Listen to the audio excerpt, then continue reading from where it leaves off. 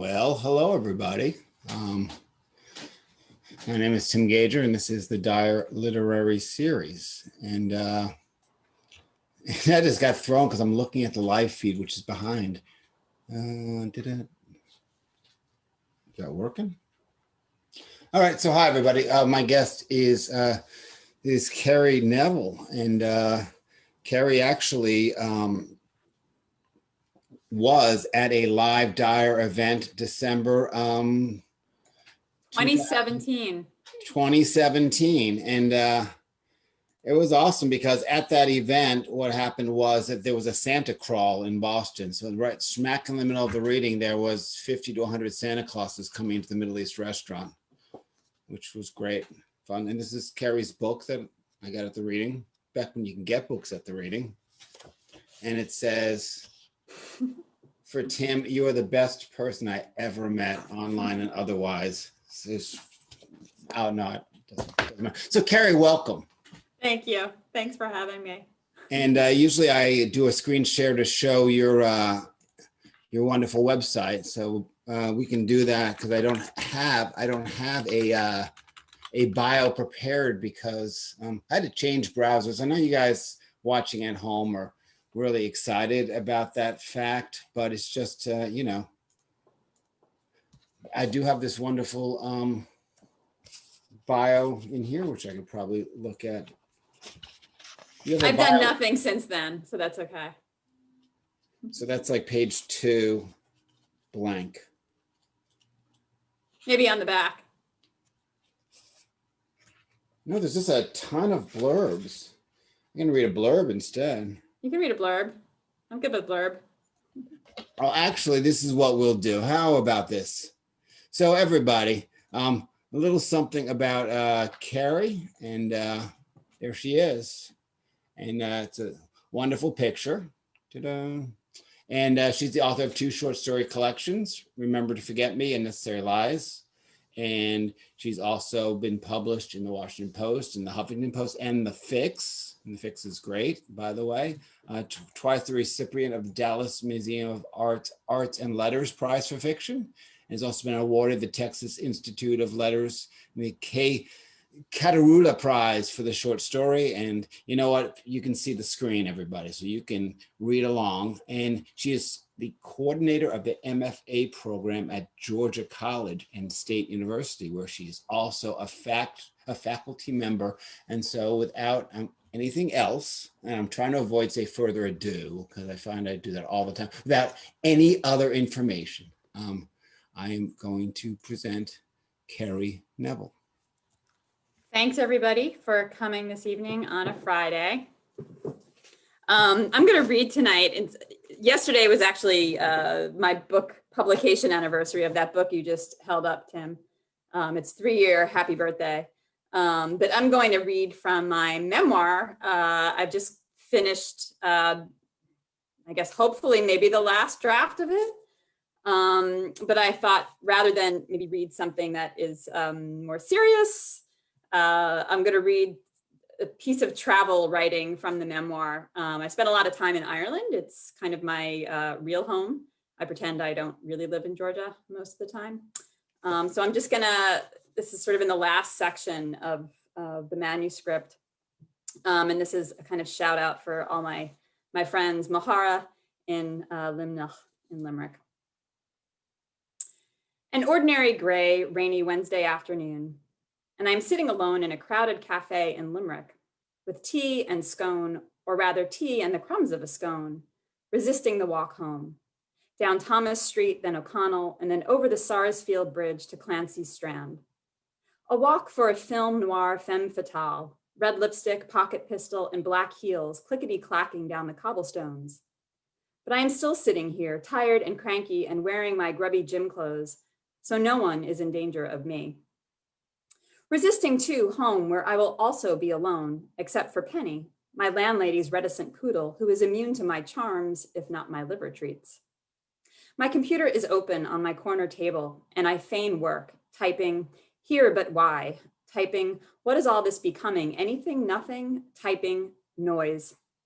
typing and deleting these accusatory complaints, which really are just attempts to be heard inside the warm din of others chatting about their days and planning their nights. That is my failing attempt to escape my silence, my estrangement, my adamantly insisted upon independence as defense mechanism against wanting, needing, hoping. Which is to say, for all my palaver about the necessity for solitude, mostly bullshit camouflage for loneliness. And then a message chimes on my phone from Dara the shepherd. Thank God, saved from myself. Thank God, someone to talk to. And more importantly, thank God, someone who wants to talk to me. As Balzac writes, solitude is fine, but you need someone to tell you that solitude is fine. So yes, a message chimes with first a photo of a view down a green valley, stone walls in the distance, and puffs of white, sheep in the fields, and then words, come visit, have an adventure, I'm safe.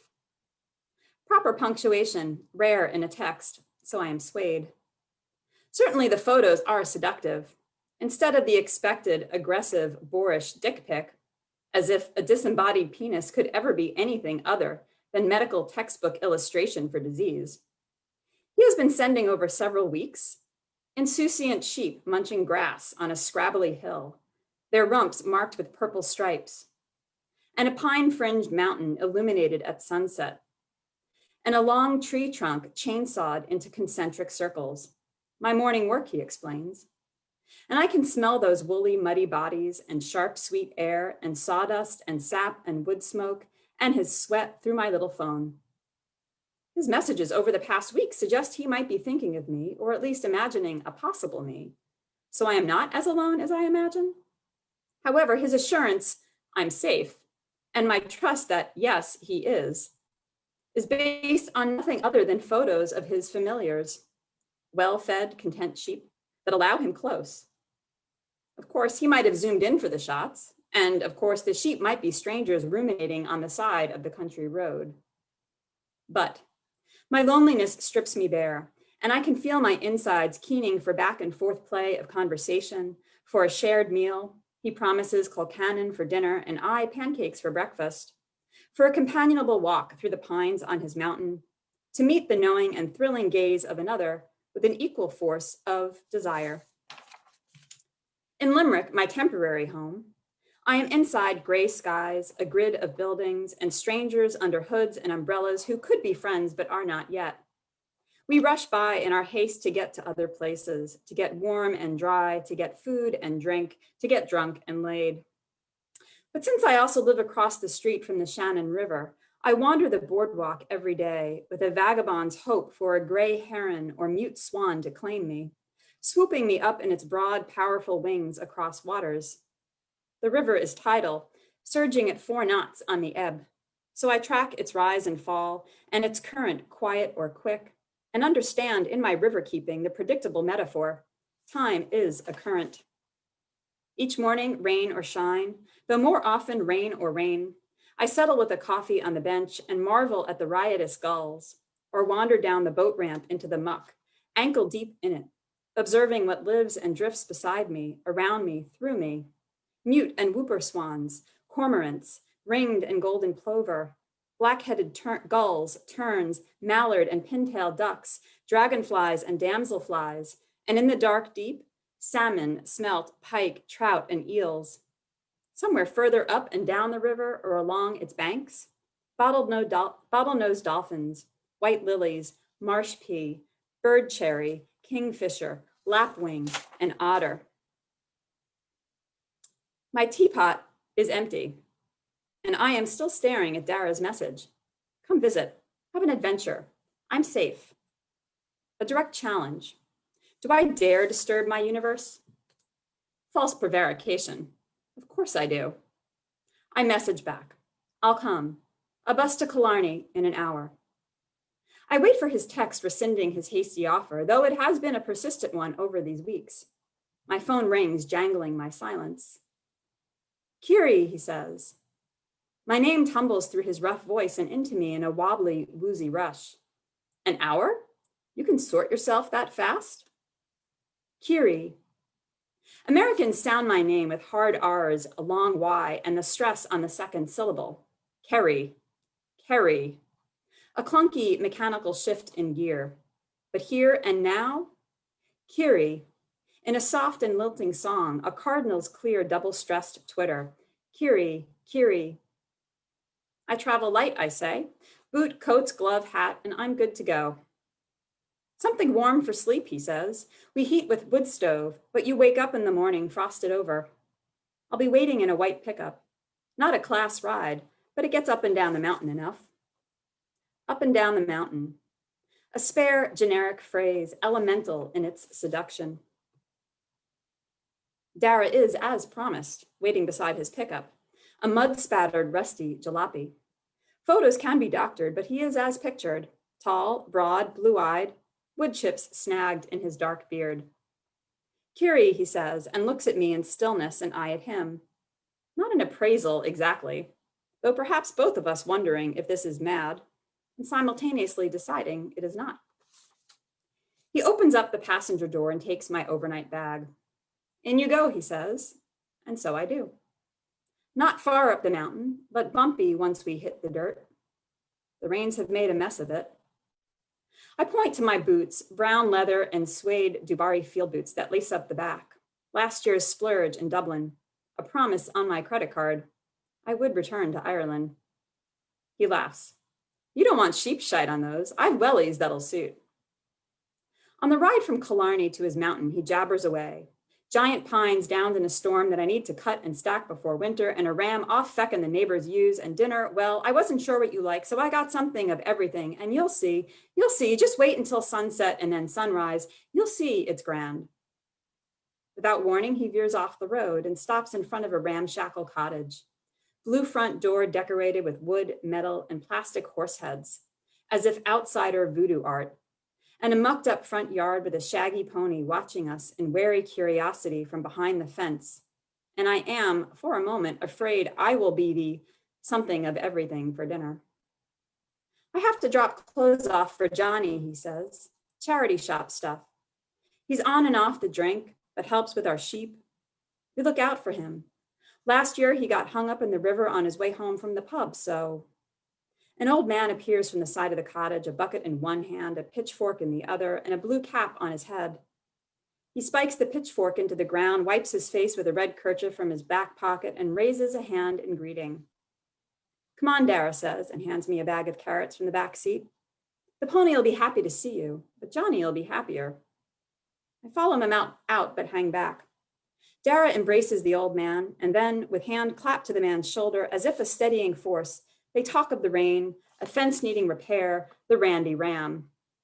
I lean over the fence, holding out a fat carrot for the pony, and he ambles over, breathing me in with a long, then short huff. I scratch his forehead, run my fingers down his mud-clotted mane. He chomps down the carrot, and his whiskers and breath, warmed through his nostrils, tickle my palm. The old man tilts his chin at me, wondering, and Dara says, Johnny, this here is Kiri from America. Johnny sidles up to me at the fence and says with a nod at the pony, he's Thomas. Do you like him? He likes you. Thomas does, or at least likes my carrots, and gives a velvety nicker. Dara reaches across the fence to pat the pony's neck, and I wonder if he likes me as I like him, or at least the beginnings of me, and I wonder if that matters at all. I miss horses, I say, to say something. I used to ride until fear took over. But feeling myself between Johnny and Dara, and feeling Thomas under my hand, my fingers scratching his forehead and neck, and with the warm animal smell of him in the cold air, and the steady breath of him, of them, I feel how my thighs and calves might wrap around Thomas's body, can feel how his lungs might expand beneath me, as if my legs are his ribs, can feel how his muscles might move with mine, as if I am pony am I. And oh, I might clamber over the fence and lie beside him in the mud, and Dara could just feck off to his beautiful mountain, and I would be fine. It's a shame to go your whole life afraid of what you love, Johnny says. See here, Thomas isn't afraid of you. Maybe Dara, though. As a horse-obsessed and often lonely girl, I checked out and renewed the manual of horsemanship from the library, memorizing a horse's anatomy, its grooming and tack, the equitation and gymkhana instructions and diagrams, figure 8, keyhole, hurry scurry, words on a page that did not nicker nor twitch under my fingers. But in bed, eyes closed, I could see how it might be. I would bring Bright Star from the stall, curry comb his body, cinch a saddle around his barrel, then lead him into the paddock and foot in stirrup, mount, sinking deep in my seat, my body soft and light, muscles tightening and releasing. We'd walk, trot, and canter through lead changes, then jump over fences, 2 feet, 3 feet, 4 and 5, flying together. On those star-filled, dreamy rides, I was no longer alone in my bed, but in my field of dreams. Imagine my happiness when, at 9 years old, and at my first real riding lesson at Girl Scout camp, the instructor watched me trot around the ring, her thumbs hitched in belt loops, and said, "It's like you've been riding for years. You're a natural." "Don't you see," I wanted to say. "Can't you see? I have.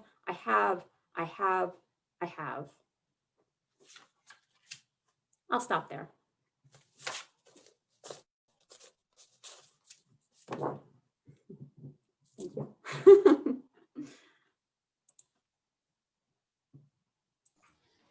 Well, Kiri, that was wonderful. What a great reading. What great prose within your memoir. So are you ready to field some questions? I'm ready to field some questions. So have you ever taught or done any readings in Ireland? Have. I actually had a Fulbright fellowship and taught for a term at University of Limerick in 2018, but I've been going to Ireland now almost every year as I can for the past, 5 years or so. My heart belongs on the west coast of Ireland. I have zero interest in Dublin, except as a place maybe for a plane to land. My first reading in Ireland was actually in Limerick, a narrative for a writers group that Colin McCann started. It's based actually in Limerick, invited me to read. They do a lot of work building empathy between groups that might be opposed. And so I sort of read from some of my recovery focused work there. And I was supposed to be there all of May, hiking like 150 miles up the West Coast, but COVID interfered. Speaking of that, now this is in your memoir, is it mentioned or is it focused on your recovery at all? Or if That's not, okay. Yeah, it's pretty much all about recovery. So there's kind of 3 at the moment, it's not published yet, but there are 3 sections, and the first is sort of descent into hell, as I like to call it. The middle section is maybe coming out of hell, and the third section, it's kind of structured on a 12-step lead, what it was like then, what happened and what it's like now. So if people can't get through the book, they could be stuck in hell. Well, Ireland waits at the end, so you got to keep on. Ireland and a skinny dip in a lake is the very last scene, so Have you ever been to the Galway Arts Festival? I haven't. No, I think in part because my time that I've been there has never overlapped with that. But I would welcome a paid invitation. All right, here's a loaded question for you. Last week we had Margaret Piercy in here, and Marge was all about learning writing through experiences and not through an educational level. What's your opinion on that? Say that again. She basically said that writing and getting better in writing should be more focused on life experiences rather than like a master's program. So tell me something that you like about master's programs. I think one of the things that I like about having been in, graduate school for creative writing and now teaching is the intensity of concentration, for both me and students, for many, many months and sometimes years that were gathered together. I'm inspired by, my students sort of pushing through their work, their ambitions. I think, there's a way in which we live in a world that may not be hospitable to creative communities right now. And it can be a kind of refuge. On the other hand, I'm working really hard. I direct a creative writing program in Georgia, and I'm working really hard at diversifying the students who come. They can be fairly white, fairly privileged spaces, students of means, students who can afford to take 3 years off from, their larger professional lives to come and talk about books and write books and poems and essays. Yeah. We've gone backwards a lot as a society in terms of like diversity and it comes from the top, obviously, and without getting political, what must we do to make a change? Damn, that's a big question.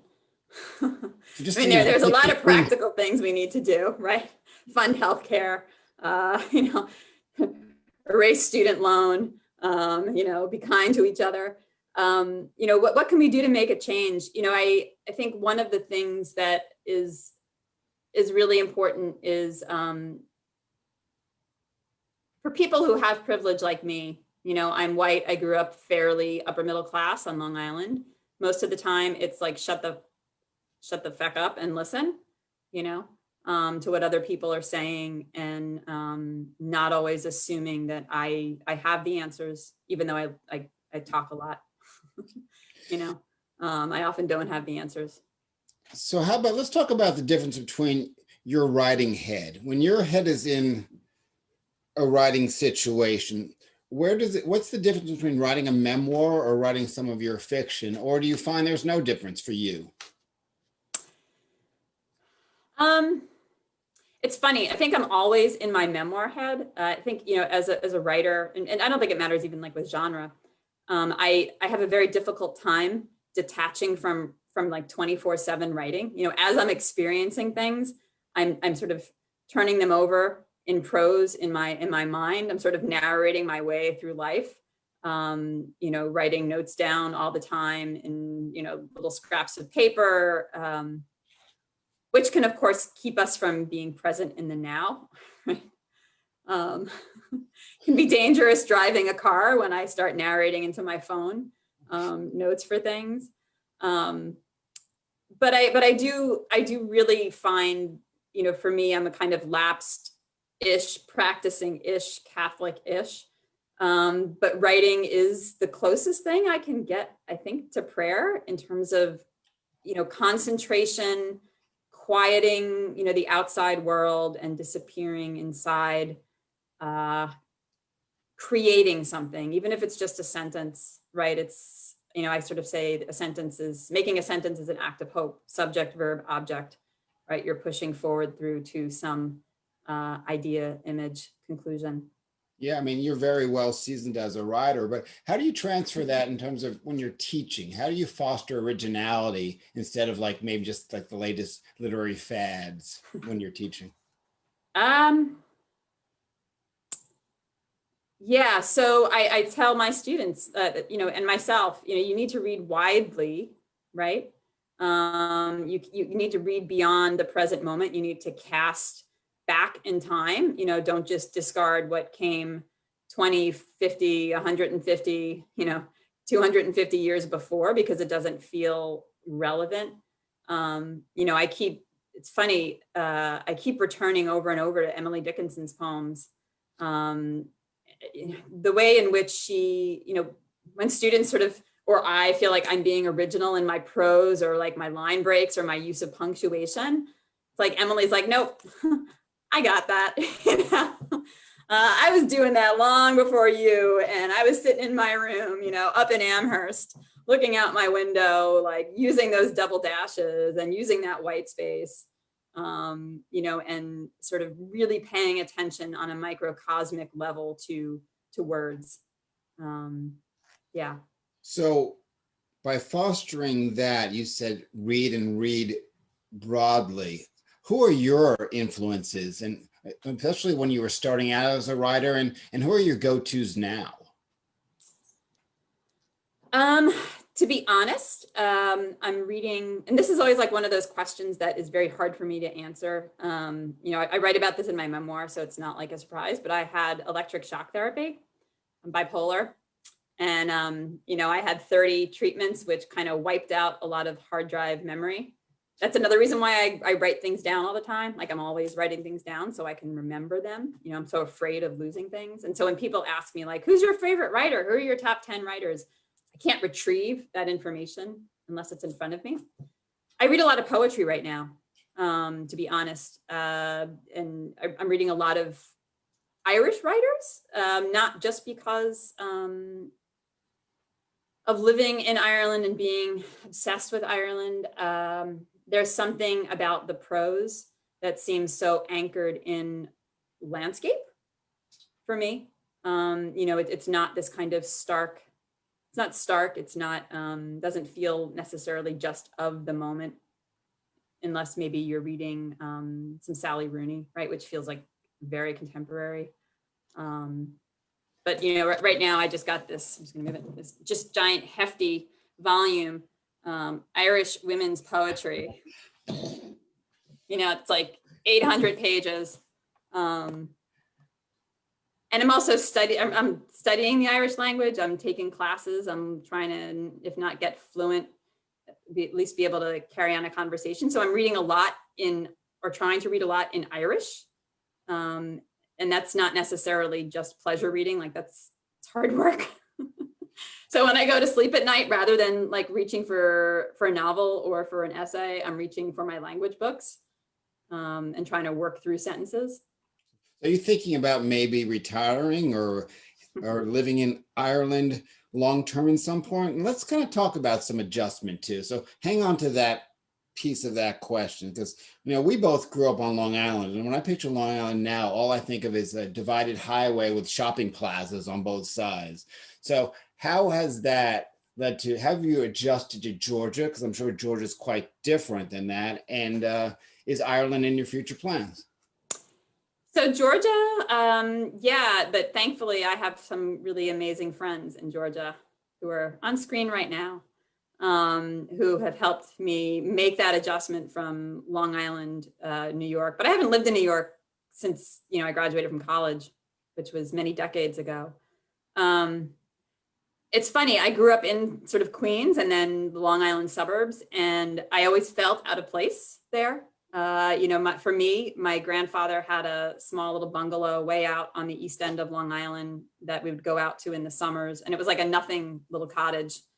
And that's kind of my, if you know, Gaston Bachelard, the French kind of philosopher, he wrote the book, The Poetics of Space.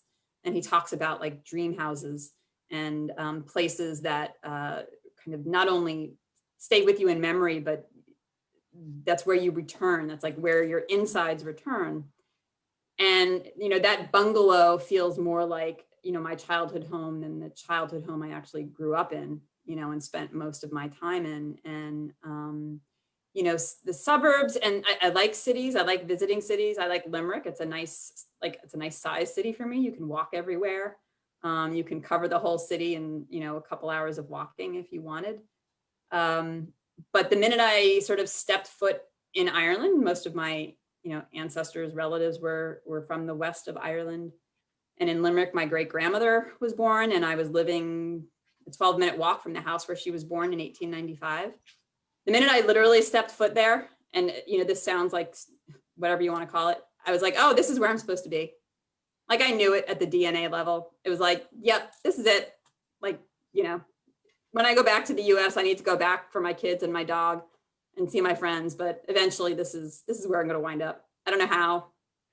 A little cottage like my grandfather's, you know, nothing, I don't need anything grand, like just, that's it. Somewhere. Does that cottage still exist? No, it was sold about 10 years ago to a family that maybe was connected and paid all in cash for, you know, my grandfather bought it in the early 70s for, I think, like $20,000. It was right on the Long Island Sound, giant long dock. You know, he was a fisherman, fireman, and sold it, you know, for over $1 million, and they knocked it down, built something awful, atrocious in its place. And I can Google map it now, and I can sort of see, you know, how you can see things. And there's this, they built this new dock, and there's, you know, probably $500,000 speedboat. Montauk Mansion. My grandfather had like a rowboat and like this clunky old, fishing boat that we'd go out and catch flounder with. It sounds wonderful, actually. It's too bad what's going on with well, don't even get me started about building condominiums for property tax purposes, but that's a whole different Zoom meeting. So my last question is, with this, your short stories and your fiction, Mhm. have you already written pieces of your memoir as fiction pieces? I think I'm sort of always after the same themes or the same ideas that I'm turning over. I'm sort of interested in people who live on the margins or feel cast out. I'm interested in people who maybe have wrecked their lives and are trying to repair them. I'm interested in forgiveness, right? How do we forgive each other? How do we forgive ourselves? And I'm not interested in easy forgiveness, right? As somebody who's been in recovery, you got to like do a lot of work, So I've written about that in sort of certain ways in my fiction. But, I think one of the things that that I'm sort of really, I don't know, I'm interested in how we retain our dignity, right? As human beings in failing bodies, frail bodies, aging bodies, and the sort of dignity of relationships, which I think ultimately is what really anchors us here. Even if it's a relationship, like that, the piece that I read, the section I read from my memoir, Johnny and his horse, he's this old bachelor guy who's, kind of in recovery-ish, right? He's sort of on the wagon, off the wagon.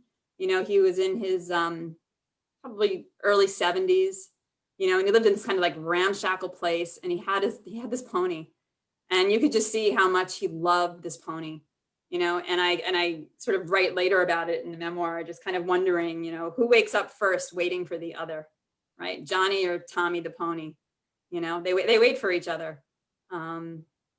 I guess that's what I write about across fiction, nonfiction is, how do we wait for each other? How do we show up for each other? All right. Well, I really want to thank you, Kerry, for being here tonight. And here's copies of Kerry's books. And Kerry, do you have a favorite indie bookstore that you would like to encourage people to order your books or any books from?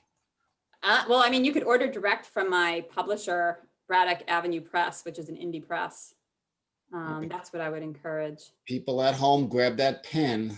Braddock. One of my favorite indie bookstores, which was in New York City, a room of her own, closed due to the pandemic.